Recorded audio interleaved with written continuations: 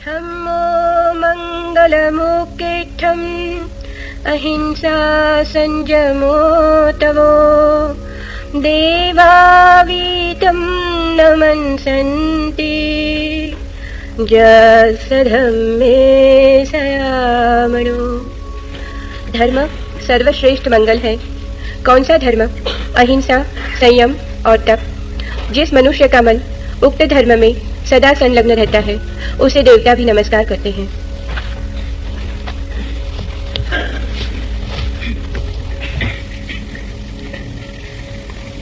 एक मित्र ने पूछा है, महावीर रास्ते से गुजरते हों और किसी प्राणी की हत्या हो रही हो तो महावीर क्या करेंगे? किसी स्त्री के साथ बलात्कार की घटना घट रही हो तो महावीर क्या करेंगे? क्या वे अनुपस्थित हैं ऐसा व्यवहार करेंगे? और कोई असीम पीड़ा से करा रहा हो तो महावीर क्या करेंगे? इस संबंध में थोड़ी सी बातें समझ लेनी उपयोगी हैं। एक तो महावीर गुजरते हों रास्ते से और किसी की हत्या हो रही हो तो हत्या में जो हम देख पाते हैं वो महावीर को नहीं दिखाई पड़ेगा। जो महावीर को दिखाई पड़ेगा वो हमें कभी दिखाई नहीं पड़ता है। पहले तो इस भेद को समझ लेना चाहिए। जब भी हम किसी की हत्या होते देखते हैं तो हम समझते हैं कोई मारा जा रहा है।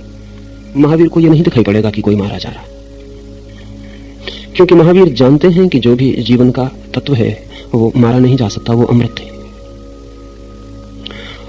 दूसरी बात, जब भी हम देखते हैं कि कोई मारा जा रहा है तो हम सोचते हैं मारने वाला ही जिम्मेवार है। महावीर को इसमें फर्क दिखाई पड़ेगा। जो मारा जाता है वो भी बहुत गहरे अर्थों में जिम्मेवार है और हो सकता है केवल अपने ही किए गए किसी कर्म का प्रतिफल पाता हो। जब भी हम देखेंगे तो मारने वाला जिम्मेवार और मारा जाने वाला हमेशा निर्दोष मालूम पड़ेगा। हमारी दया और हमारी करुणा उसकी तरफ बहेगी जो मारा जा रहा है। महावीर के लिए ऐसा जरूरी नहीं होगा, क्योंकि महावीर का देखना और गहरा है। हो सकता है कि जो मार रहा है वो केवल एक प्रतिकर्म पूरा कर रहा हो, क्योंकि इस जगत में कोई अकारण नहीं मारा जाता है। जब कोई मारा जाता है तो वो उसके ही कर्मों की फल की श्रृंखला का हिस्सा होता है। इसका यह अर्थ नहीं है कि जो मार रहा है वो जिम्मेवार नहीं है, लेकिन हमारे और महावीर के देखने में फर्क पड़ेंगे। जब भी हम देखते हैं कोई मारा जा रहा है तो हम सोचते हैं निश्चित ही पाप हो रहा है, निश्चित ही बुरा हो रहा है, क्योंकि हमारी दृष्टि बहुत सीमित है। महावीर इतना सीमित नहीं देख सकते। महावीर देखते हैं जीवन की अनंत श्रृंखला को। यहां कोई भी कर्म अपने में पूरा नहीं है, वो पीछे से जुड़ा है और आगे से भी। हो सकता है कि अगर हिटलर को किसी आदमी ने मार डाला होता 1930 के पहले तो वो आदमी हत्यारा सिद्ध होता। हम नहीं देख पाते कि एक ऐसा आदमी मारा जा रहा है जो कि 1 करोड़ लोगों की हत्या करेगा। महावीर ऐसा भी देख पाते हैं। और तब तय करना मुश्किल है कि हिटलर का हत्यारा सच में बुरा कर रहा था या अच्छा कर रहा था, क्योंकि हिटलर अगर मरे तो करोड़ लोग बच सकते हैं। फिर भी इसका यह अर्थ नहीं है कि हिटलर को जो मार रहा था वो अच्छा ही कर रहा था। सच तो यह है कि महावीर जैसे लोग जानते हैं कि इस पृथ्वी पर अच्छा और बुरा ऐसा चुनाव नहीं है, कम बुरा और ज्यादा बुरा ऐसा ही चुनाव है। लेसर इविल का चुनाव है। हम आमतौर से 2 हिस्सों में तोड़ लेते हैं, ये अच्छा और ये बुरा। हम जिंदगी को अंधेरे और प्रकाश में तोड़ लेते हैं। महावीर जानते हैं कि जिंदगी में ऐसा तोड़ नहीं है। यहां जब भी आप कुछ कर रहे हैं तो ज्यादा से ज्यादा इतना ही कहा जा सकता है कि जो सबसे कम से कम बुरा विकल्प था वो आप कर रहे हैं। वो आदमी भी बुरा कर रहा है जो हिटलर को मार रहा है, लेकिन जो संभव हो सकता है हिटलर से वो इतना बुरा है कि इस आदमी को बुरा कहें। तो पहली बात मैं ये कहना चाहता हूं कि जैसा आप देखते हैं ऐसा महावीर नहीं देखेंगे। इस देखने में यह बात भी जोड़ लेनी जरूरी है कि महावीर जानते हैं कि इस जीवन में 24 घंटे अनेक तरह की हत्या हो ही रही है। आपको कभी कभी दिखाई पड़ती है। जब आप चलते हैं तब किसी की आप हत्या कर रहे हैं, जब आप श्वास लेते हैं तब आप किसी की हत्या कर रहे हैं, जब आप भोजन करते हैं तब किसी की हत्या कर रहे हैं। आपकी आंख की पलक भी झपटी है तो हत्या हो रही है। हमें तो जब कभी कोई किसी की छाती में छुरा भोंकता है तभी हत्या दिखाई पड़ती है। महावीर देखते हैं कि इस जीवन की जो व्यवस्था है वो हिंसा पर ही खड़ी है। यहां 24 घंटे प्रतिपल हत्या ही हो रही है। एक मित्र मेरे पास आए थे, वो कह रहे थे कि महावीर जहां चलते थे वहां अनेक अनेक मीलों तक अगर लोग बीमार होते तो तत्काल ठीक हो जाते थे। मेरा मन हुआ उनसे कहूं कि शायद उन्हें बीमारी के पूरे रहस्यों का पता नहीं है, क्योंकि जब आप बीमार होते हैं तो आप तो बीमार होते हैं, लेकिन अनेक कीटाणु आपके भीतर जीवन पाते हैं। अगर महावीर के आने से आप ठीक हो जाएंगे तो अनेक कीटाणु मर जाएंगे तत्काल। तो महावीर इस झंझट में ना पड़ेंगे, ध्यान रखना। क्योंकि आप कुछ विशिष्ट हैं ऐसा महावीर नहीं मानते। यहां प्रत्येक प्राण का मूल्य बराबर है, प्राण का मूल्य है। और आप अकेले बीमार होते हैं तब करोड़ों जीवन आपके भीतर पनपते हैं और स्वस्थ होते हैं। तो आप अगर सोचते हो कि महावीर कृपा करके और आपको ठीक कर दें, तो ऐसी कृपा महावीर को करनी बहुत मुश्किल होगी, क्योंकि आपके ठीक होने में करोड़ों का नष्ट होना निहित है। और आप इतने मूल्यवान नहीं हैं जितना आप सोचते हैं, क्योंकि वे जो करोड़ों आपके भीतर जी रहे हैं वे भी प्रत्येक अपने को इतना ही मूल्यवान समझता है। आपका उनको पता भी नहीं। आपके शरीर में जब कोई रोग के कीटाणु पलते हैं तो उनको पता भी नहीं है कि आप भी हैं, आप सिर्फ उनका भोजन है।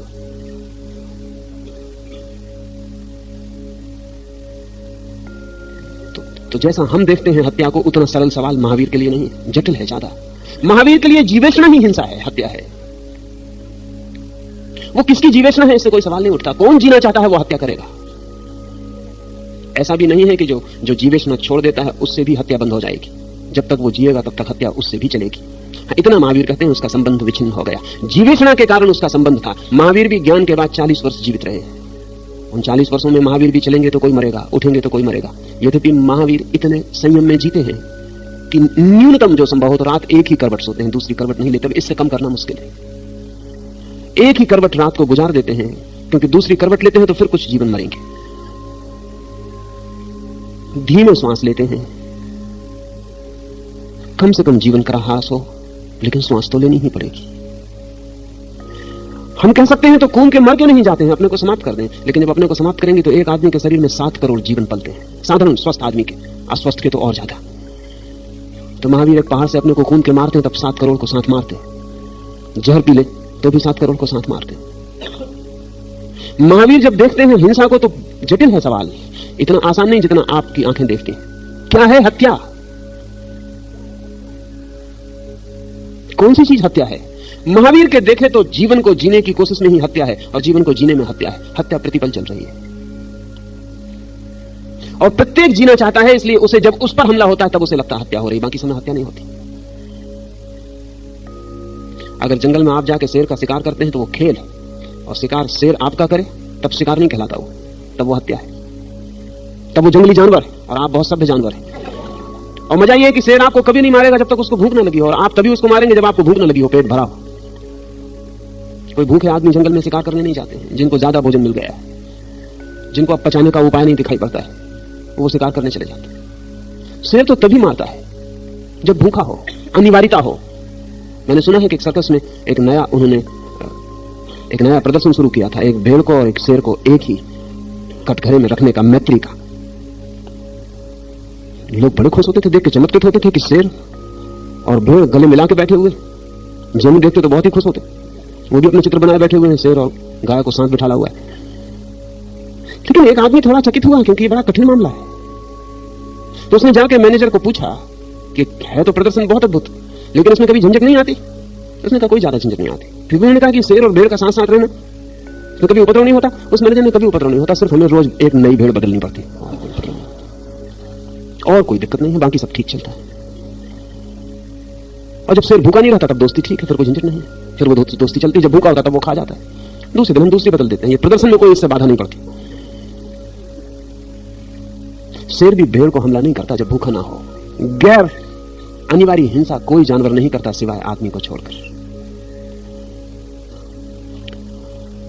लेकिन हमारी हिंसा हमें हिंसा नहीं मालूम पड़ती, हम उसे नए नए नाम और अच्छे अच्छे नाम दे देते हैं। आदमी की हिंसा ना हो, फिर आदमी के साथ भी सवाल नहीं है, उसमें भी हम विभाजन करते हैं। हमारे निकट जो जितना पड़ता है उसकी हत्या हमें उतनी ज्यादा मालूम पड़ती है। अगर पाकिस्तानी मर रहा है तो ठीक है, हिंदुस्तानी मर रहा हो तो तकलीफ होती। फिर हिंदुस्तानी में भी अगर हिंदू मर रहा हो तो मुसलमान को तकलीफ नहीं होती, मुसलमान मर रहा हो तो जैनी को तकलीफ नहीं होती, जैनी मर रहा हो तो हिंदू को तकलीफ नहीं होती, और निकट हम खींचते चले आते। दिगंबर मर रहा हो तो श्वेतांबर को कोई तकलीफ नहीं होती, श्वेतांबर मर रहा हो तो दिगंबर को कोई तकलीफ नहीं होती। फिर और हम नीचे निकल आते हैं, और गच्छ। फिर आपके परिवार का कोई मर रहा हो तो तकलीफ होती है, दूसरे का कोई परिवार का मर रहा हो तो सहानुभूति दिखाई जाती है, होती तक नहीं। फिर वहां भी अगर आपके ही ऊपर सवाल आ जाए कि आप बचो कि आपके पिता बचें, तो पिता को मरना पड़ेगा। भाई बचे कि आप बचे तो फिर भाई को मरना पड़ेगा। फिर इसमें भी हिसाब है, अगर आपका सिर बचे कि पैर बचे तो पैर को कटना पड़ेगा।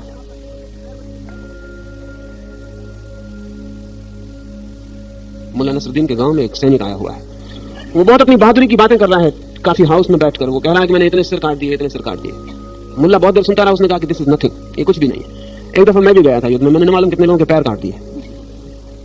उस योद्धा ने कहा कि वहां से अच्छा हुआ होता कि आप सिर काटते। मुल्ला नसरुद्दीन ने कहा कि सिर कोई पहले ही काट चुका था, उपाय नहीं।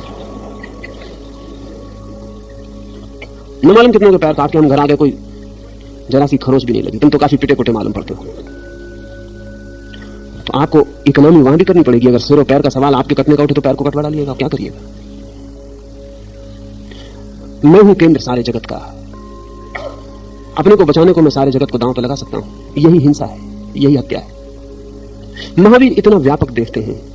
उस पर्सपेक्टिव में, उस परिप्रेक्ष्य में आपको जो हत्या दिखाई पड़ रही है वो महावीर को दिखाई पड़ेगी, ऐसी ही दिखाई पड़ेगी। इतना तो तय है कि ऐसी दिखाई नहीं पड़ेगी। और ये तो साफ ही है कि आपको वैसे नहीं दिखाई पड़ सकती जैसी महावीर को दिखाई पड़ेगी। इसलिए महावीर के लिए प्रश्न बहुत जटिल है। किसको आप बलात्कार कहते हैं? रास्ते पर बलात्कार हो रहा है, किसको आप बलात्कार कहते हैं? पृथ्वी पर 100 में 99 मौके पर बलात्कार ही हो रहा है, लेकिन किसको आप बलात्कार कहते हैं? पति करता है तो बलात्कार नहीं होता। लेकिन अगर पत्नी की इच्छा ना हो तो पति का किया हुआ भी बलात्कार है।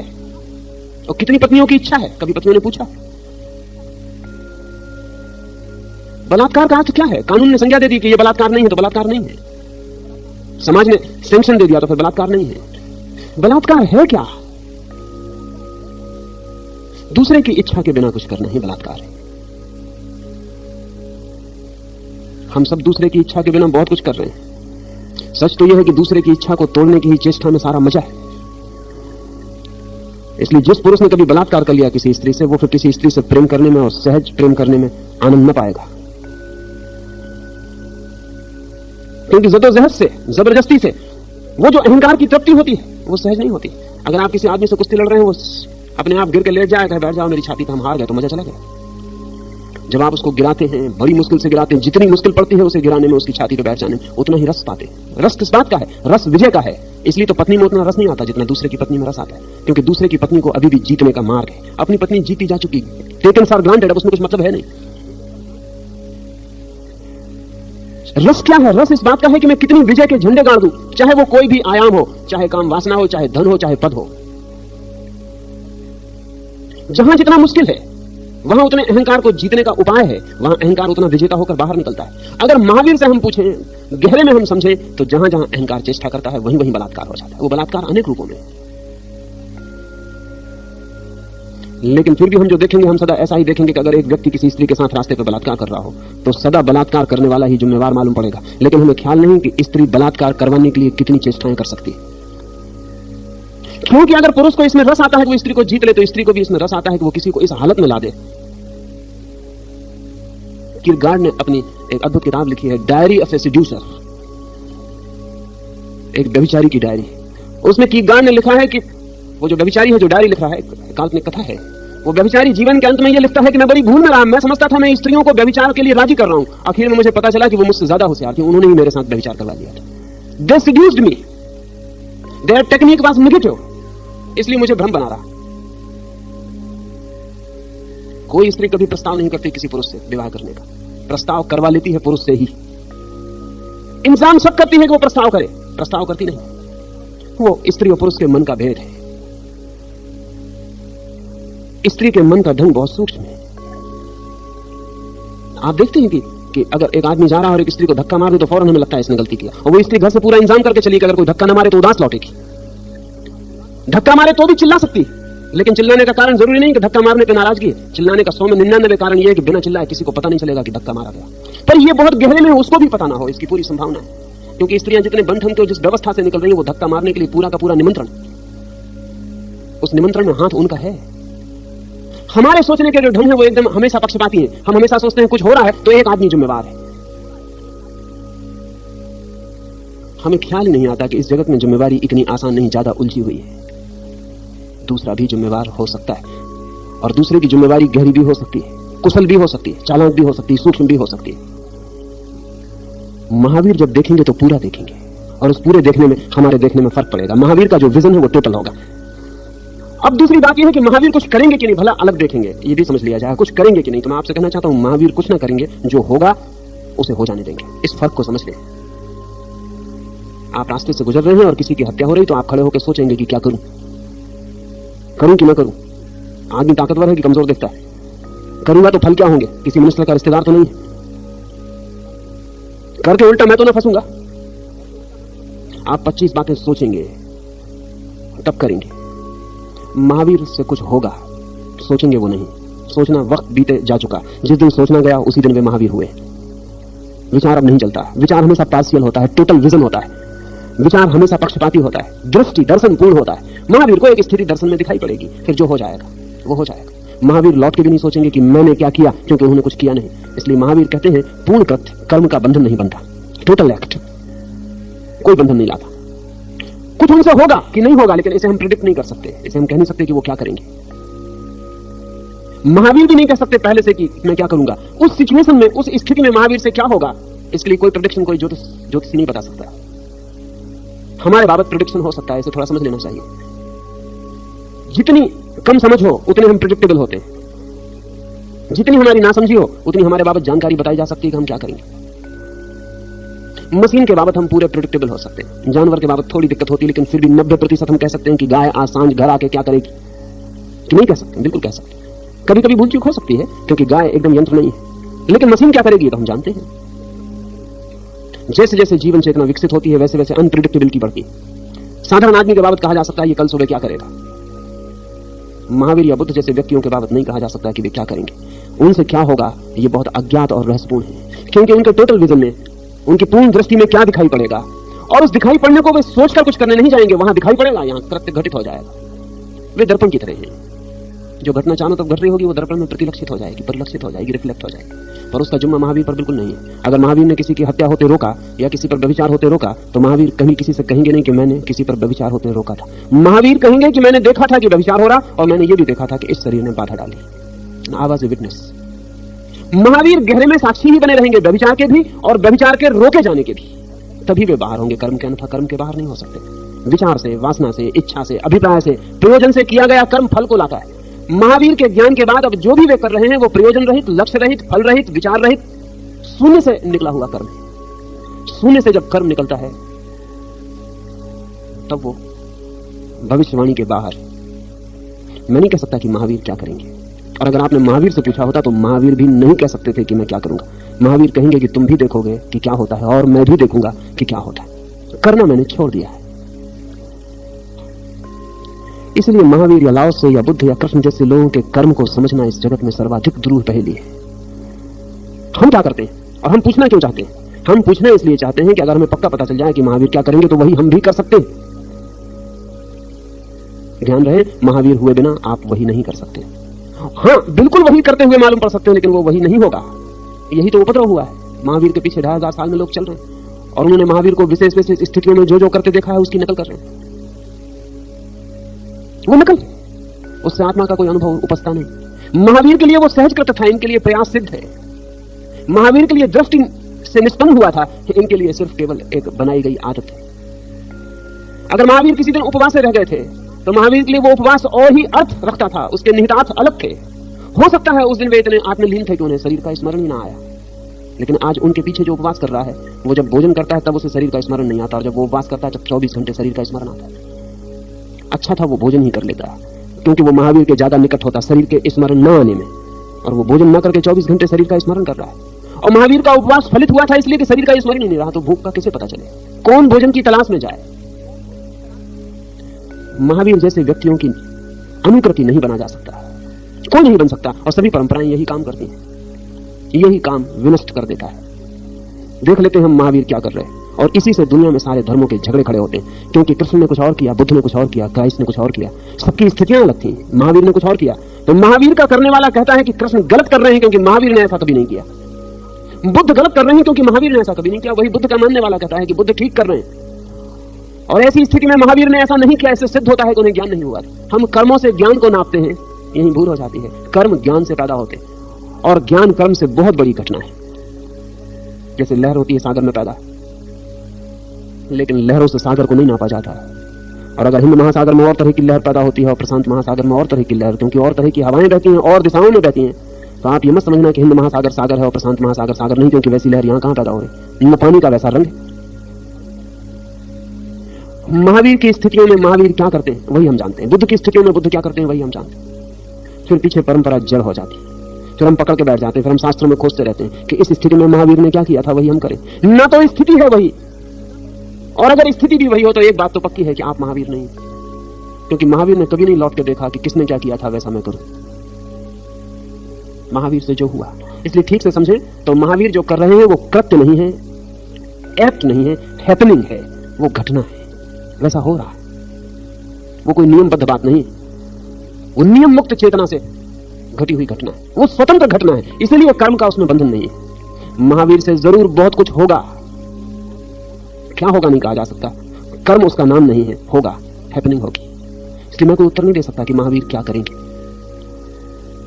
प्रतिपल जीवन बदल रहा है, जिंदगी स्टिल फोटोग्राफ की तरह नहीं है, जैसा कि जड़ फोटोग्राफ होता है ऐसी नहीं। जिंदगी चलित चित्र की भांति है, भागती हुई फिल्म की भांति है, डायनेमिक है, वहां सब बदल रहा है, सब पूरे समय बदल रहा है, सारा जगत बदला जा रहा है, सब बदला जा रहा है, हर बार नई स्थिति है, और हर बार नई स्थिति में महावीर हर बार नए ढंग से होंगे प्रकट। अगर महावीर आज हो तो जैनों को जितनी कठिनाई होगी उतनी किसी और को नहीं होगी, क्योंकि उनको बड़ी दिक्कत होगी। वो सिद्ध करेंगे कि आदमी गलत है, क्योंकि वो महावीर की 2500 साल पहले वाली जिंदगी उठा के जांच करेंगे कि आदमी वैसे ही कर रहा है कि नहीं कर रहा है। और एक बात पक्की है कि महावीर वैसा नहीं कर सकते, क्योंकि वैसी कोई स्थिति नहीं है, सब बदल गया, सब बदल गया। और जब वो कुछ और करेंगे, वो और करेंगे ही, तो जिसने जड़ बांध रखी है वो बड़ी दिक्कत में पड़ेगा, वो कहेगा ये नहीं हो सकता, ये आदमी गलत है। सही आदमी तो वही था जो 2500 साल पहले हुआ। इसलिए महावीर को जैन भर स्वीकार न कर सकेंगे, हाँ और कोई मिल जाए नए लोग स्वीकार करने वाले, अलग बात है। यही बुद्ध के साथ होगा, यही कृष्ण के साथ होगा। होने का कारण है क्योंकि हम कर्मों को पकड़ के बैठ जाते हैं। कर्म तो राख की तरह हैं, धूल की तरह हैं, टूट गए पत्ते हैं वृक्षों के, सूख गए पत्ते हैं वृक्षों के, उनसे वृक्ष नहीं नापे जाते। वृक्ष में तो प्रतिपल नए अंकुर आ रहे हैं, वही उसका जीवन है। सूखे पत्ते उसका जीवन नहीं है। सूखे पत्ते तो बताते यही हैं कि वो वृक्ष के लिए व्यर्थ होकर बाहर गिर गए। सब कर्म आपके सूखे पत्ते हैं, वो बाहर गिर जाते। भीतर तो जीवन प्रतिपल नया और हरा होता चला जाता है, वो डायनेमिक। हम सूखे पत्तों को इकट्ठा कर लेते हैं, सोचते हैं वृक्ष को जान लिया। सूखे पत्तों से वृक्ष का क्या लेना देना? वृक्ष का संबंध तो सतत धारा से है प्राण की, जहां नए पत्ते प्रतिपल अंकुरित हो रहे हैं। और नए पत्ते कैसे अंकुरित होंगे नहीं कहा जा सकता, क्योंकि वृक्ष सोच सोच के पत्ते नहीं निकालता। वृक्ष से पत्ते निकलते हैं। सूरज कैसा होगा, हवाएं कैसी होंगी, वर्षा कैसी होगी, चांद तारे कैसे होंगे, इस सब पे निर्भर करेगा। उस सबसे पत्ते निकलेंगे, टोटल से निकलेगा सब, समग्र से निकलेगा सब। महावीर जैसे लोग कॉस्मिक में जीते हैं, समग्र में जीते हैं। कुछ नहीं कहा जा सकता कि वो क्या करेंगे। वो हो सकता है जिस पर बलात्कार हो रहा है उसको डांटे डपटे, कुछ कहा नहीं जा सकता, नहीं तो भूल हो जाती है। मुल्ला नसरुद्दीन गुजर रहा है गांव से, देखा कि एक छोटे से आदमी की एक बहुत बड़ा तगड़ा आदमी अच्छी पिटाई कर रहा है, उसकी छाती पर बैठा हुआ। मुल्ला को बहुत गुस्सा आ गया। मुल्ला दौड़ा और तगड़े आदमी पे टूट पड़ा। बामुश्किल, तगड़ा आदमी काफी तगड़ा था, मुल्ला और उसके लिए भी काफी पड़ रहा था। किसी तरह उसको नीचे गिरा पाया। दोनों ने मिलकर उसकी अच्छी मरम्मत की। जैसे वो छोटा आदमी छूटा, वो निकल भागा। वो बड़ा आदमी बहुत देर से कह रहा था मेरी सुन भी तो, लेकिन मुल्ला इतने गुस्से में था कि सुने कैसे। जब वो निकल भागा तो मुल्ला ने कहा तू क्या कहता? वो बोला वो मेरी जेब काट के भाग गया। वो मेरी जेब काट रहा था, उसी में तो झगड़ा हुआ और तू उल्टे मेरी कुटाई कर दिया और उसको निकाल। मुल्ला ने कहा तो बहुत बुरी बात है, लेकिन तूने पहले क्यों ना कहा? मुल्ला उस आदमी ने कहा मैं बार बार कह रहा हूं, लेकिन तू सुने तब। तू तो एकदम पिटाई में लग गया। जिंदगी बहुत जटिल है। वहां कौन पिट रहा है जरूरी नहीं कि वो पिटने के योग्य ना हो। कौन पीट रहा है जरूरी नहीं कि वो बेचारा गलत ही कर रहा हो। मुल्ला ने कहा उस आदमी को मैं ढूंढूंगा। ढूंढा जरूर, लेकिन जो छोटा सा आदमी इतने बड़े आदमी से जेब काट के निकल भागा हो, वो मुल्ला को मिल गया। उसने फौरन मनी बैग जो चुराया था मुल्ला को दे दिया कि तू संभाल, असली मालिक तू ही, क्योंकि मैं तो पिट गया था।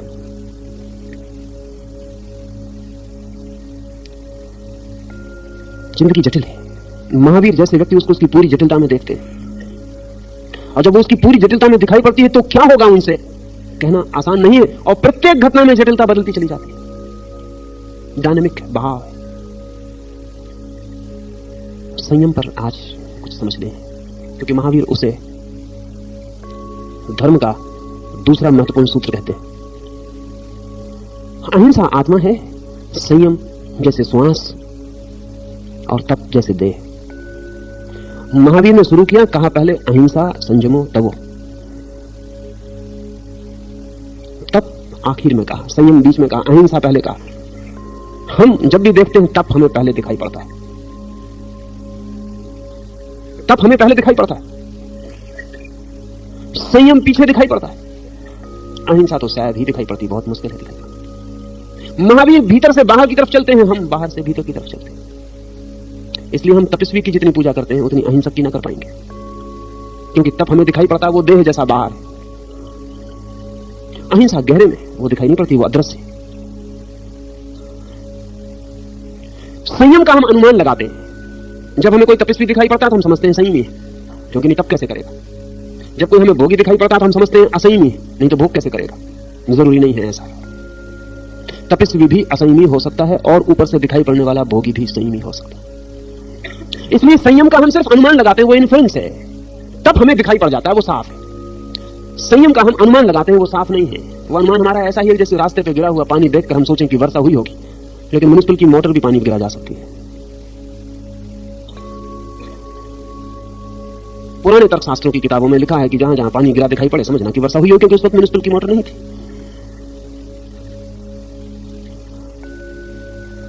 संयम हम अनुमान लगाते हैं कि जो आदमी तप कर रहा है वो संयमी है, जरूरी नहीं। तप करने वाला असंयमी हो सकता है। यद्यपि संयमी के जीवन में तप होता है, लेकिन तपस्वी के जीवन में संयम का होना आवश्यक नहीं। महावीर भीतर से चलते हैं क्योंकि वहीं प्राण है और वहीं से चलना उचित है। क्षुद्र से विराट की तरफ जाने में सदा भूलें होती हैं, विराट से क्षुद्र की तरफ आने में कभी भूल नहीं होती। क्योंकि क्षुद्र से जो विराट की तरफ चलता है वो क्षुद्र की धारणाओं को विराट तक ले जाता है, उससे भूल होती। उसकी संकीर्ण दृष्टि को वो खींचता है, उससे भूल होती। तो संयम के पहले तो हम अर्थ समझ लें। संयम से जो समझा जाता रहा है वो महावीर का प्रयोजन नहीं है। जो आमतौर से समझा जाता है उसका अर्थ है निरोध, विरोध, दमन, नियंत्रण, कंट्रोल। ऐसा भाव हमारे मन में बैठ गया है संयम से। कोई आदमी अपने को दबाता है, रोकता है, वृत्तियों को बांधता है, नियंत्रण रखता है, तो हम कहते हैं संयमी है। संयम की हमारी परिभाषा बड़ी निषेधात्मक है, बड़ी नेगेटिव है। उसका कोई विधायक रूप हमारे ख्याल में नहीं। एक आदमी कम खाना खाता है तो हम कहते हैं संयमी है। एक आदमी कम सोता है तो हम कहते हैं संयमी है।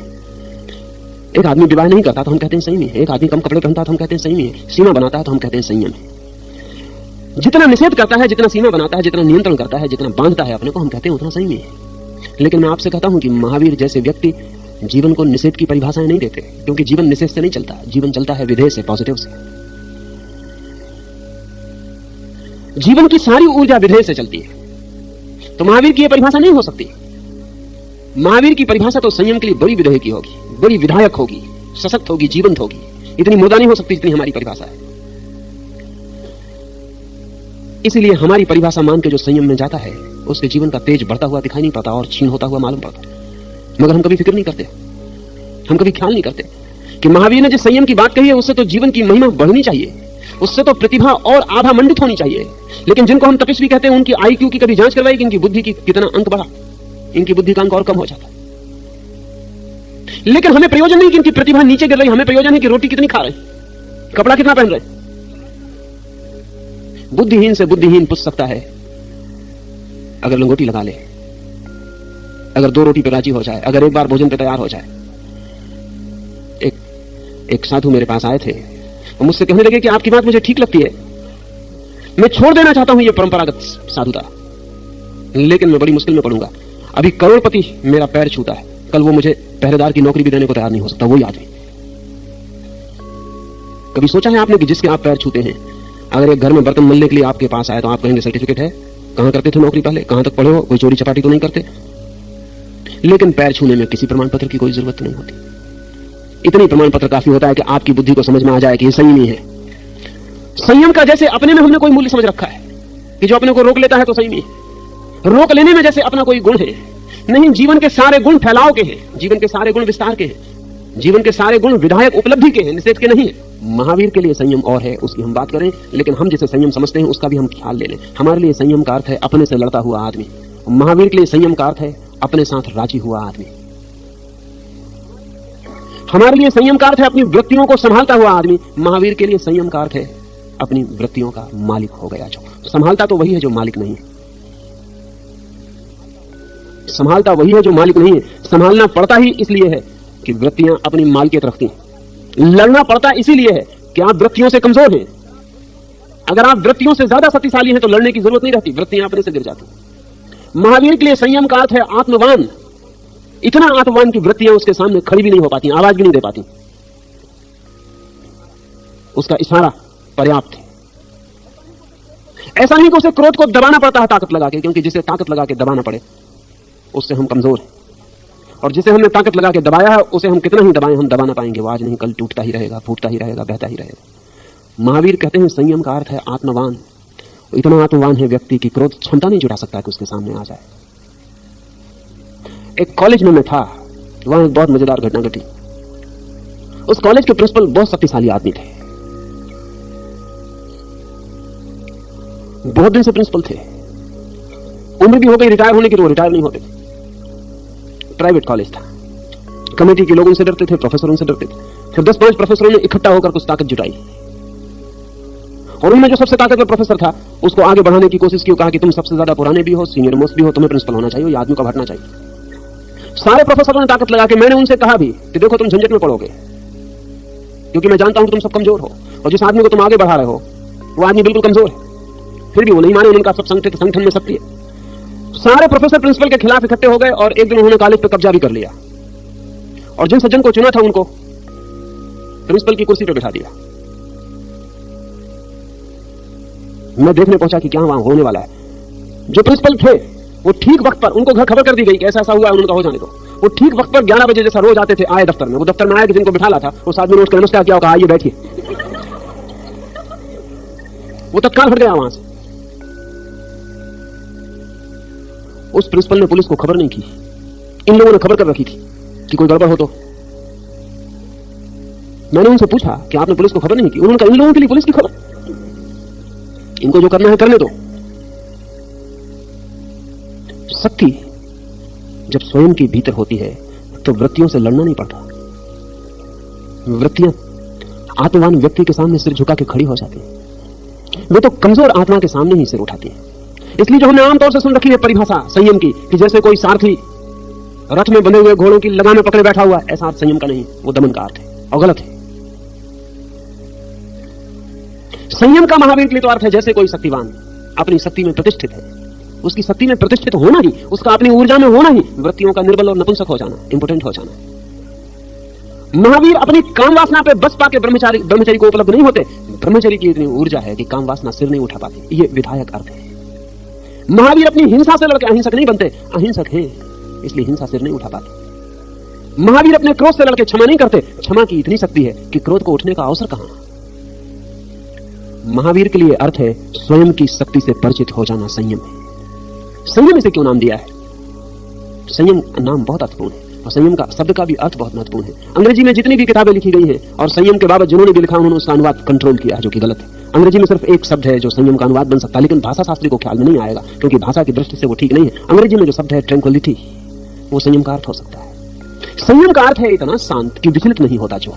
संयम का अर्थ है अविचलित, निष्कंप। संयम का अर्थ है ठहरा हुआ। गीता में कृष्ण ने जिसे स्थिति प्रद कहा है, महावीर के लिए वही संयम।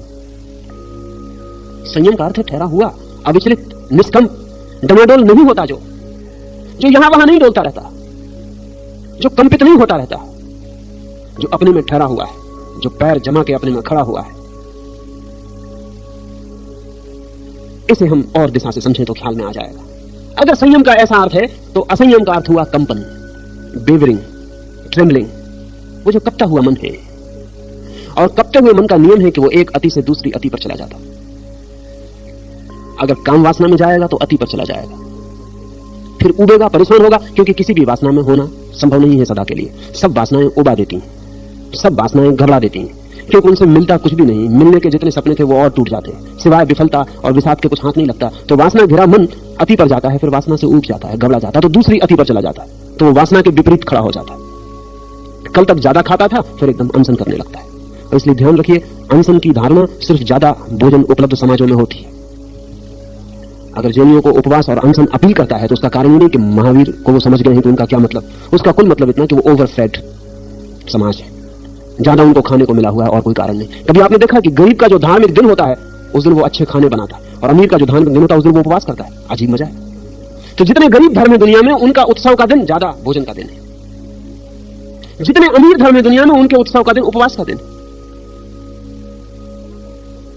जहां जहां भोजन बढ़ेगा वहां वहां उपवास का कल्ट बढ़ता है। अमेरिका में जितना उपवास का कल्ट है दुनिया में कहीं भी नहीं। अमेरिका में जितने लोग आज उपवास की चर्चा करते हैं और फास्टिंग की सलाह देते हैं और नेचुरोपैथी पर लोग उत्सुक होते हैं, उतने दुनिया में कहीं भी नहीं। उसका कारण है, लेकिन इसका यह अर्थ नहीं कि आप महावीर को समझ के उत्सुक हो रहे हैं। आप ज्यादा खा गए इसलिए उत्सुक हो रहे हैं। दूसरी अति पर चले जाएंगे, पर सुना जाएगा 8 दिन 10 दिन आप कम खा लेंगे और 10 दिन योजनाएं बनाएंगे खाने की आगे, और 10 दिन के बाद पागल की तरह टूटेंगे और ज्यादा खा जाएंगे और बीमार पड़ेंगे। फिर अगले वर्ष यही होगा। सच तो यह है कि ज्यादा खाने वाला जब उपवास करता है तो उससे कुछ उपलब्ध नहीं होता सिवाय इसके कि उसको भोजन करने का रस फिर से उपलब्ध होता है, रीओरिएंटेशन हो जाता है। 8-10 दिन भूखे रह लिए, स्वाद जीभ में फिर आ जाता है। महावीर कहते हैं उपवास में रस से मुक्ति होनी चाहिए, इनका रस और प्रगाढ़ हो जाता है। उपवास में सिवाय रस के बाबत आदमी और कुछ नहीं सोचता, रस चिंतन चलता है और योजना बनती है। भूख जगती है और कुछ नहीं होता। मर गई भूख, स्टेल हो गई भूख, फिर सजीव हो जाती। 10 दिन के बाद आदमी टूट पड़ता है जोर से भोजन पे। अति पर जाता है मन। असंयम है एक अति से दूसरी अति, अति पर डोलते रहना, from one extreme to the other. संयम का अर्थ है मध्य में हो जाना, अनति, नो एक्सट्रीम। अगर हम समझते हो कि ज्यादा भोजन असंयम है तो मैं आपसे कहता हूं कम भोजन भी असंयम है, दूसरी अति पर। सम्यक आहार संयम। सम्यक आहार बड़ी मुश्किल चीज है। ज्यादा भोजन करना बहुत आसान, बिल्कुल भोजन न करना बहुत आसान, ज्यादा खा लेना आसान, कम खा लेना आसान। सम्यक आहार अति कठिन, क्योंकि मन जो है वो सम्यक पर रुकता ही नहीं। अब महावीर की शब्दावली में अगर कोई शब्द सबसे ज्यादा महत्वपूर्ण है तो वो सम्यक। सम्यक का अर्थ है in the middle, never to the extreme, कभी अति पर नहीं, सम। जहां सब चीजें सम हो जाती हैं, अति का कोई तनाव नहीं रह जाता, जहां सब चीजें ट्रैंक्विलिटी को उपलब्ध हो जाती हैं, जहां ना इस तरफ खींचे जाते हैं ना उस तरफ, जहां दोनों के मध्य में खड़े हो जाते हैं, वो जो सम स्वर है जीवन का, सभी दिशाओं में, सभी दिशाओं में, उस समस्वरता को पा लेना संयम है। हम उसे कभी ना पा सकेंगे क्योंकि हम निषेध करते हैं, और निषेध में हम दूसरी अति पर, निषेध के लिए दूसरी अति पे जाना जरूरी होता है। सुना है मैंने कि मुल्ला नसरुद्दीन एक चुनाव में खड़ा हो गया था, दौरा कर रहा था अपनी कॉन्स्टिट्यूंसी का, अपने चुनाव क्षेत्र का। बड़े नगर में आया जो केंद्र था चुनाव क्षेत्र का, मित्रों से मिला। एक मित्र ने कहा कि फलां आदमी तुम्हारे खिलाफ ऐसा ऐसा बोलता था। तो मुल्ला जितनी गाली जानता था उसने सब दी। उसने कहा वो आदमी कोई आदमी, शैतान की औलाद है, और एक दफा मुझे चुन जाने दो, उसे नरक भिजवा के रहूंगा। उस मित्र ने कहा कि मैं तो सिर्फ सुना था कि मुल्ला तुम बहुत अच्छी गालियां दे सकते हो, इसलिए मैंने ये कहा। वो आदमी तुम्हारा बड़ा प्रशंसक है। मुल्ला ने कहा कि मैं पहले से ही जानता हूं कि वो देवता है। एक दफा मुझे चुन जाने दो, देखना ना उसकी पूजा करवा दूं, मंदिरों में बिठा दूं, वो आदमी देवता है। उस आदमी ने कहा मुल्ला इतनी जल्दी तुम बदल जाते हो? मुल्ला ने कहा कौन नहीं बदल जाता, सभी बदल जाते हैं। मन ऐसा ही बदलता है। जो आज रूप की देवी मालूम पड़ती है कल वही साक्षात कुरूपता मालूम पड़ सकती है। मन तत्काल एक अति से दूसरी अति पर चला जाता है। जैसे आज आप शिखरों पे बिठाते हैं, कल उसे आप घाटियों में डाल दे सकते हैं। मन बीच में नहीं रुकता, क्योंकि मन का अर्थ है तनाव, टेंशन। बीच में रुकेंगे तो तनाव तो होगा नहीं। जब तक अति पर न हो तब तक तनाव नहीं होता। इसलिए एक अति से दूसरी अति पर मन डोलता रहता है। मन जी ही सकता है अति में, संयम में तो मन समाप्त हो जाता है। इसलिए जब आप कहते हैं फलां आदमी के पास बहुत संयमी मन है, तब आप बिल्कुल गलत कहते हैं। संयमी के पास मन होता ही नहीं। इसलिए जैन बौद्धों में जो फकीर हैं वो कहते हैं संयम तभी उपलब्ध होता है जब नो माइंड उपलब्ध होता है, जब मन नहीं रह जाता। कबीर ने कहा है जब आमनी अवस्था आती है, नो माइंड की, आमनी, मन नहीं रह जाता, तभी संयम उपलब्ध होता है। अगर हम ऐसा कहें कि मन ही असंयम है तो कुछ अतिशयोक्ति ना होगी, ठीक होगा यही, मन ही असंयम है। मन का नियम है तनाव, खिंचे रहो, खिंचे रहो। इसके लिए जरूरी है कि अति पर रहो, नहीं तो खिंचे नहीं रहोगे। अति पर रहो तो खिंचाव बना रहेगा, तनाव बना रहेगा, चित्त तना रहेगा।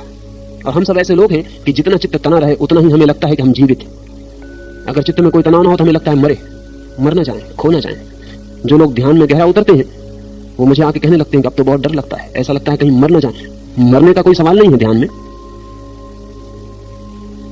लेकिन डर लगने का सवाल है। डर इसलिए लगता है कि जैसे जैसे ध्यान गहरा होता है मन शून्य होता है, और जब मन शून्य होता है तो हमने तो अपने को मन ही समझा हुआ है, तो लगता है हम मरे, मिट ना जाएंगे।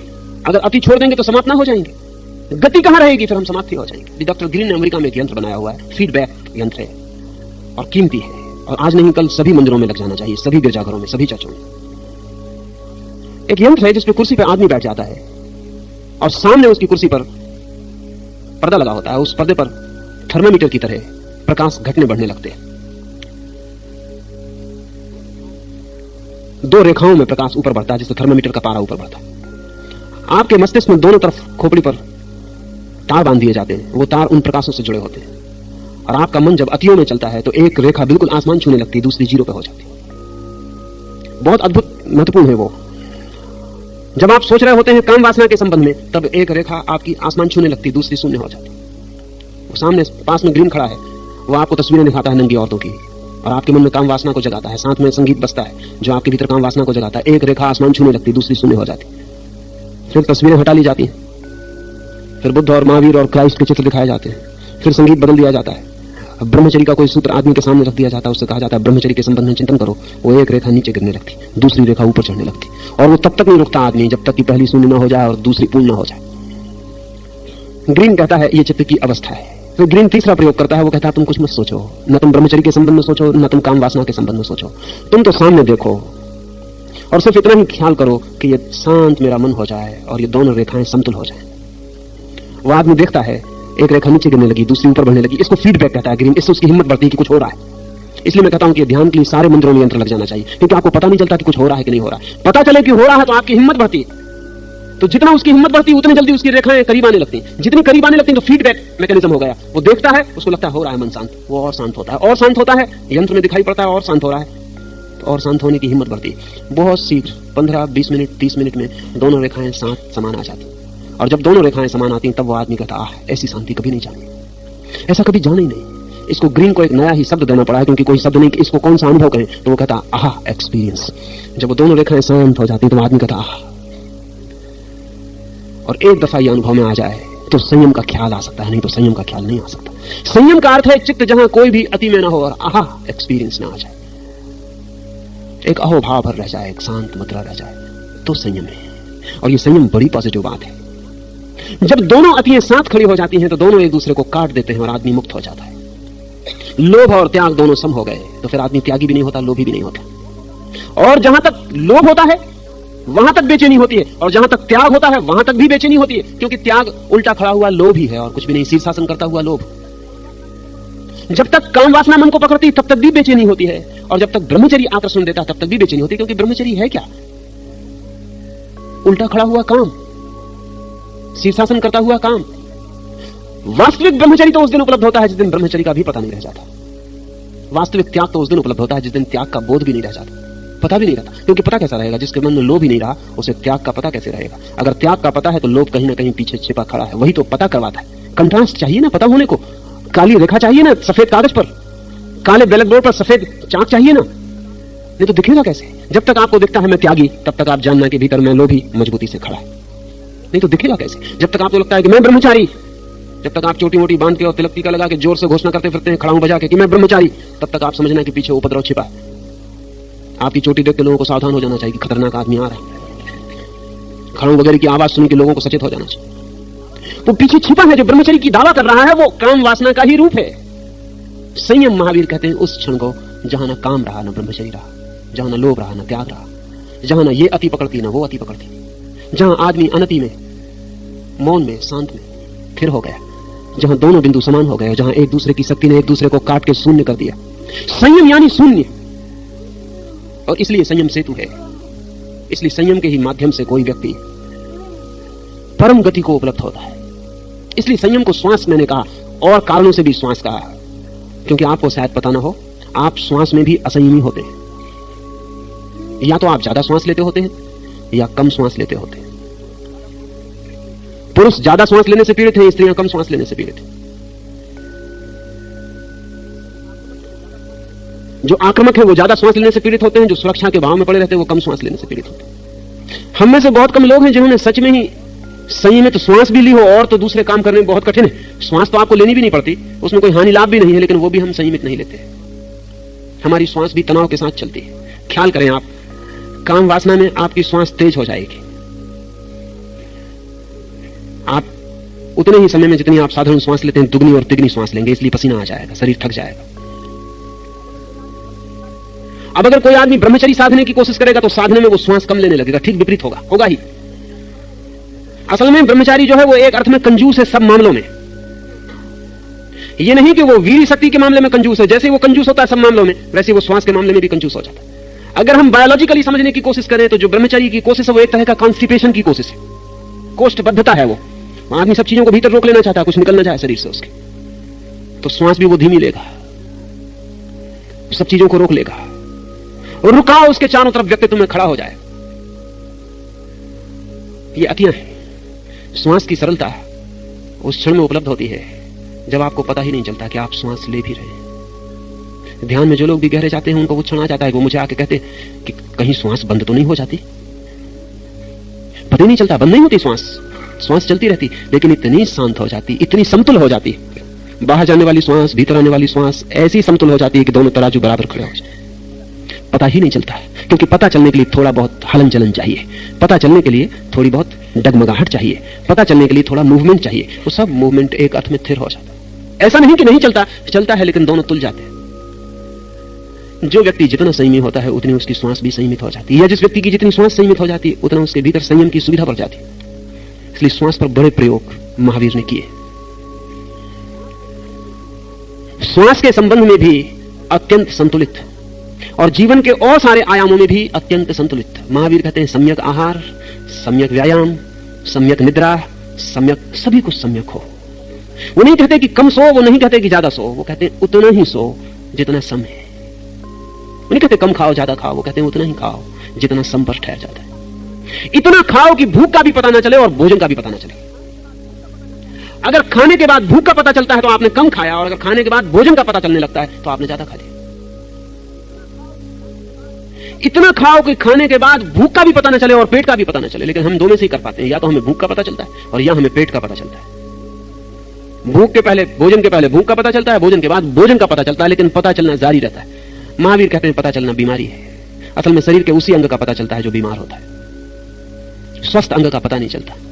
सिर दर्द होता है तो सिर का पता चलता है, पैर में कांटा करता है तो पैर का पता चलता है। महावीर कहते हैं सम्यक आहार, पता ही ना चले, भूख का भी नहीं, भोजन का भी नहीं, सोने का भी नहीं, जागने का भी नहीं, श्रम का भी नहीं, विश्राम का भी नहीं। मगर हम दो में से कुछ एक ही कर पाते हैं, या तो हमें श्रम ज्यादा कर लेते हैं या विश्राम ज्यादा कर लेते हैं। कारण क्या है ये ज्यादा कर लेने का, कुछ भी ज्यादा कर लेने का? कारण यही है कि ज्यादा करने में हमें पता चलता है कि हम हैं, हमें पता चलता है कि हम हैं, और हम चाहते हैं कि हमें पता चलता रहे कि हम हैं। यही महावीर की अहिंसा के बाबत मैंने आपसे कहा। अहिंसा का अर्थ है हमें पता ही ना चले कि हम हैं, एब्सेंट हो जाए, अनुपस्थित। पर हमारा मन होता है कि हमें हमारा पता चले कि हम हैं। यही अहंकार की, हमें पता चलता रहे कि हम हैं, न केवल हमें बल्कि औरों को पता चलता रहे कि हम हैं। तो फिर हम असंयम के सिवा हमारे लिए कोई मार्ग नहीं रह जाता। इसलिए जितना असंयमी आदमी हो उतना ही उसका पता चलता है। इमाइल जोला ने अपने संस्मरणों में लिखा है कि अगर दुनिया में सब अच्छे आदमी हो तो कथा लिखना बहुत मुश्किल हो जाए, कथानक ना मिले। अच्छे आदमी की कोई जिंदगी की कहानी होती नहीं होती। क्या बताइएगा, बुरे आदमी की जिंदगी में कहानी होती है, बुरे आदमी की जिंदगी एक कहानी होती है। अच्छे आदमी की जिंदगी अगर सच में ही अच्छी है तो शून्य हो जाती, कहानी कहां बचती, कुछ नहीं बचता। जीसस की जिंदगी का बहुत कम पता है। ईसाई बड़े परेशान रहते हैं कि जिंदगी का बहुत कम पता है, वो कोई उत्तर नहीं दे पाते। जीसस पैदा हुए इसका पता है, फिर 5 साल की उम्र में एक बार मंदिर में देखे गए इसका पता है, फिर 30 साल की उम्र में देखे गए इसका पता है, फिर 33वें साल में सूली लग गई इसका पता। बस इतनी कहानी है। 30 साल की जिंदगी का कोई पता नहीं है। ईसाई फकीर मुझे मिलने आया था, वो कहने लगा कि आप महावीर के संबंध में कहते हैं, बुद्ध के संबंध में कहते हैं, कभी आप क्राइस्ट के संबंध में कहें, और वो 30 साल जो बिल्कुल पता नहीं उनके संबंध में कहें। तो मैंने कहा थोड़ा तो कहा जा सकता है, लेकिन सच बात यह है कि पता न होने का कुल कारण इतना है कि जीसस की जिंदगी में कुछ भी नहीं था, नो इवेंट। और लोग सूली न लगाते, ये भी जीसस की जिंदगी का इवेंट नहीं है, लोगों की जिंदगी का। लोगों ने सूली लगा दी, इसमें जीसस क्या करे? अगर लोग सूली न लगाते तो ये भी कथा ना होती। लोग न माने तो लोगों ने सूली लगा दी, इसलिए कथा है। नहीं तो जीसस का पता ही नहीं चलता है जमीन पर, वो सूली लगाने वालों ने उनको टिका दिया। तो जीसस कोरे कागज की तरह आते और विदा हो जाते। बहुत लोग आए और इसी तरह विदा हो गए। अगर हम महावीर की जिंदगी में भी खोजें तो किस बात का पता है? कभी किसी ने कान में खीले ठोक दिए इसका पता है, लेकिन this is not an event in Mahavir life. ये महावीर की जिंदगी की घटना नहीं है, ये तो खीले ठोकने वाले की जिंदगी की घटना है। महावीर का क्या है इसमें हाथ? कि कोई आया और महावीर के चरणों में सिर रख दिया, ये भी महावीर की जिंदगी की घटना नहीं है, ये तो सिर रखने वाले की जिंदगी की घटना है। कि किसी ने चिल्ला के महावीर को तीर्थंकर कह दिया, ये भी महावीर की जिंदगी की घटना नहीं है, ये भी तो किसी के चिल्लाने की घटना है। अगर हम शुद्ध रूप से महावीर की जिंदगी खोजने जाएं तो कोरा कागज हो जाएगी। अच्छे आदमी की कोई जिंदगी नहीं होती, बुरे आदमी की ही जिंदगी होती है। इसलिए कहानी लिखनी हो कि सिने कथा लिखनी हो, बुरे आदमी को चुनना पड़ता है, उसके बिना नहीं, उसके बिना बहुत मुश्किल हो जाए। रावण के बिना हम रामायण की कल्पना नहीं कर सकते, राम के बिना कर भी सकते हैं। राम की जगह कोई भी आवा साडा भी काम दे सकता है, लेकिन रावण अपरिहार्य है, उसके बिना कहानी में जान ही निकल जाएगी। वही असली कथा है। लोग समझते हैं कि राम है कथा के केंद्र, नायक। मैं नहीं समझता, रावण हमेशा बुरा आदमी हीरो होता है, इसलिए हीरो बनने में जरा बचना। नायक होने के लिए बुरा होना बिल्कुल जरूरी है। संयमी व्यक्ति के जीवन से सारी घटनाएं विदा हो जाती हैं, और घटनाएं विदा होते ही उसे मैं हूं यह कहने का भी उपाय नहीं रह जाता। और हम सब कहना चाहते हैं कि मैं हूं, इसलिए असंयम हमें जरूरी होता है। कभी ज्यादा खाके हम जाहिर करते हैं कि मैं हूं, कभी उपवास करके जाहिर करते हैं कि मैं हूं, कभी वैश्यालय में जाहिर करते हैं कि मैं हूं, कभी मंदिर में जाके जाहिर करते हैं कि मैं हूं। लेकिन हमारा जाहिर करना जारी रहता है। मंदिर में भी कोई देखने वाला ना आए तो हमारा जाने का मन नहीं होता। हम वही करते हैं जिसे लोग देखते हैं और मानते हैं कि कुछ हो। मैं हूं इसे बताना है सब तरफ। मनोवैज्ञानिक कहते हैं कि जितने लोग इस जमीन पर बुरे हो जाते हैं, अगर हम ऐसा समाज बना सकें कि जितने बुरे आदमी को नाम मिलता है लोग उसको बदनाम कहते हैं, अगर उतना अच्छे आदमी को भी नाम मिलने लगे तो कोई आदमी बुरा ना हो, वो अच्छे हो जाए। बुरा आदमी भी अस्मिता की, अहंकार की खोज में ही बुरा होता है। आप उसको देखते नहीं, आप उसकी तरफ ध्यान ही नहीं देते, आप मानते ही नहीं कि तुम हो। उसे कुछ ना कुछ करना पड़ता है, उसे कुछ करके दिखाना पड़ता है। अखबार किसी ध्यान करने वाले की खबर नहीं छापते, किसी की छाती में छुरा भोंकने वाले की खबर छापते हैं। अखबार इसकी खबर नहीं छापते कि एक स्त्री अपने पति के प्रति जीवन भर निष्ठावान रही। अखबार इसकी खबर छापते हैं कि कौन स्त्री भाग गई। मुल्ला नसरुद्दीन को उसके गांव के लोगों ने मजिस्ट्रेट बना दिया था बुढ़ापे में। पहला ही दिन अदालत में कोई मुकदमा ना आया, दोपहर हो गई, मुंशी बेचैन होने लगा। मुल्ला का जो मुंशी था वो बेचैन होने लगा, उदास होने लगा, मक्खी उड़ाते उड़ाते। मुल्ला ने कहा बेचैन मत हो, घबरा मत, have faith on human nature, आदमी के स्वभाव पर भरोसा रखो, सांझ तक कुछ ना कुछ होकर रहेगा। तो घबरा मत, इतना बेचैन मत हो, कोई ना कोई हत्या होगी, कोई ना कोई स्त्री भाग जाएगी, कोई ना कोई उपद्रव होकर रहेगा। Have faith on human nature, आदमी के स्वभाव पर भरोसा रख, आदमी बिना कुछ किए नहीं रहेगा। आदमी के स्वभाव पर भरोसा, सब अखबार उसी भरोसे पे चलते हैं, तो कोई अखबार न चले। लेकिन कल घटनाएं घटेंगी, अखबार में जगह नहीं बचेगी। पक्का पता है आदमी का स्वभाव पे भरोसा है, कोई स्त्री भागेगी, कोई हत्या करेगा, कोई चोरी करेगा, कोई गबन करेगा, कोई मिनिस्टर कुछ करेगा, कोई ना कुछ करेगा, कहीं युद्ध होगा, कहीं उपद्रव होगा, कहीं सेना भेजी जाएगी, कहीं क्रांति होगी। आदमी के स्वभाव पर भरोसा है, नहीं तो अखबार सब मुश्किल में पड़ जाए। भले आदमी की दुनिया में अखबार बहुत मुश्किल होंगे, इसलिए मैंने सुना स्वर्ग में कोई अखबार नहीं, नर्क में सब है। स्वर्ग में कोई घटना नहीं घटती, नो इवेंट। खबर भी क्या छापिएगा, अगर छापिएगा भी तो छपते छपते बस, लेकिन कुछ छपेगा नहीं। भले आदमी की जिंदगी में कोई घटना नहीं है, और हम चाहते हैं कि हम हों, और घटनाओं के जोड़ के बिना हम नहीं हो सकते। और अगर घटनाएं चाहिए तो आपको तनाव में जीना पड़ेगा, अतियों पर डोलना पड़ेगा, क्रोध करना पड़ेगा, क्षमा करना पड़ेगा, भोग करना पड़ेगा, त्याग करना पड़ेगा, दुश्मनी करनी पड़ेगी, दोस्ती करनी पड़ेगी।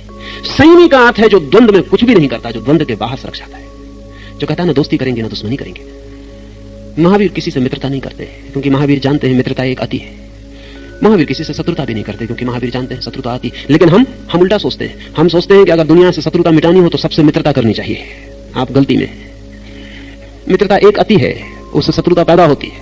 इधर आप मित्रता करते हैं, ठीक उतना ही बैलेंसिंग आपको किसी से शत्रुता करनी पड़ेगी, उतना ही संतुलन बनाना पड़ेगा। मुसलमान फकीर हुआ है हसन, बैठा है अपनी झोपड़ी में, साधक कुछ पास बैठे हैं। एक अजनबी सूफी फकीर भीतर प्रवेश करता है, चरणों में गिर जाता है हसन के और कहता है तुम भगवान हो, तुम साक्षात अवतार हो, तुम ज्ञान के साकार रूप हो। बड़ी प्रशंसा करता है। हसन बैठा सुनता रहता। जब वो फकीर सब प्रशंसा कर चुकता है तो एक और फकीर वहां बैठा हुआ है, बायजीद वहां बैठा हुआ है। वो हसन जैसा ही कीमत का आदमी है। जब वो फकीर प्रशंसा करके जा चुका होता है चरण छू के, तो बायजीद एकदम से हसन को गाली देना शुरू कर देता है। सभी लोग चौंक जाते हैं कि बायजीद और हसन को गालियां दे। पीड़ा भी अनुभव करते हैं, लेकिन बायजीद भी कीमती फकीर है, कुछ कोई बोल तो सकता नहीं। हसन बैठा सुनता रहता है। फिर बायजीद गालियां देके चला जाता है। बायजीद के जाते ही शिष्यों में से कोई पूछता है हसन से कि हमारी समझ में नहीं आया कि बायजीद ने इस तरह का अभद्र व्यवहार क्यों किया। हसन ने कहा कुछ नहीं, जस्ट बैलेंसिंग, कोई अभद्र व्यवहार नहीं किया। वो एक आदमी देखते हो पहले भगवान कह गया, इतनी प्रशंसा कर गया, तो किसी को तो बैलेंस करना ही पड़ेगा, कोई तो संतुलन करेगा ही। Now everything is balanced. अब हम वही हैं जहां इन दोनों आदमियों के पहले थे। अपना काम शुरू करें। जिंदगी में आप इधर मित्रता बनाते हैं, उधर शत्रुता निर्मित हो जाती है। इधर आप किसी को प्रेम करते हैं, उधर किसी को घृणा करना शुरू हो जाता है। जिंदगी में जब भी आप किसी द्वंद्व को चुनते हैं, दूसरे द्वंद्व में भी ताकत पहुंचनी शुरू हो जाती है। आप चाहें न चाहें, ये सवाल नहीं है, जीवन का नियम यह है। इसलिए महावीर किसी को मित्र नहीं बनाते हैं। और जब वो कहते हैं कि सबसे मेरी मैत्री है, तो उसका मतलब मित्रता नहीं होता।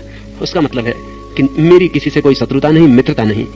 जो बच रहता है उसको मैत्री कहते हैं।